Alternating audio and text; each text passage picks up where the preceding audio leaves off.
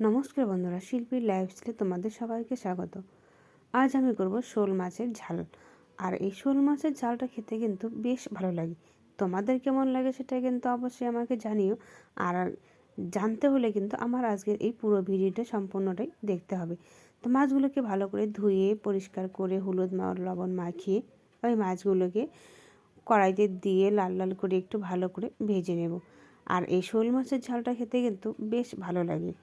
আর এভাবেই আরেকটু ভালো করে লাল লাল করে ভেজে এর মধ্যে দিয়ে দেবো গোটা জিরে ফোড়ন, দিয়ে সাথে দিয়ে দেবো আলুটাকে দিয়ে আমি কিন্তু ভেজে তুলে নিচ্ছি না, আর একটু ভালো করে লাল লাল করে আলুটাকে ভেজে নেব।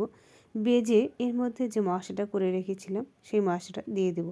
আর মশলার মধ্যে দিয়েছি দুটো কাজু বাদাম, দিয়েছি কাঁচা লঙ্কা, শুকনো লঙ্কা, গোটা জিরে দিয়ে ভালো করে আমি পেস্ট করে নিয়েছি। আর পেস্ট করে দিয়ে মশলাটাকে কষিয়ে নেব আমি।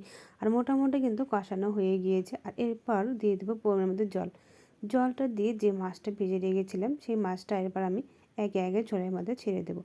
দিয়ে আর একটু ভালো করে আমি ঝোলটাকে ফুটিয়ে নেব। আর ফোটানো কিন্তু হয়ে গিয়েছে। এরপর আমি দিয়ে দেবো ওপর দিয়ে গরম মশলা গুঁড়ো। আর গরম মশলার গুঁড়ো দিয়েছি, আর সেন্টটা কিন্তু দারুণ এসেছে, আর কালারটাও কিন্তু দারুণ হয়েছে। আর এরপর এখন তো ধনেপাতা, সেটা তো বলতেই হবে না। এরপর দিয়ে দেবো ধনেপাতা ছড়িয়ে। আর ঝোলটা দেখে কিন্তু বেশ মনে হচ্ছে ভালো হবে। আর দিয়েছিলাম 2-4টে চিংড়ি মাছ। আর আমার তো বেশ ভালো লেগেছে এই রেসিপিটা। তোমাদের কেমন লেগেছে অবশ্যই কিন্তু কমেন্ট করে জানাবে। আর যদি ভালো লেগে থাকে তাহলে অবশ্যই সাবস্ক্রাইব করে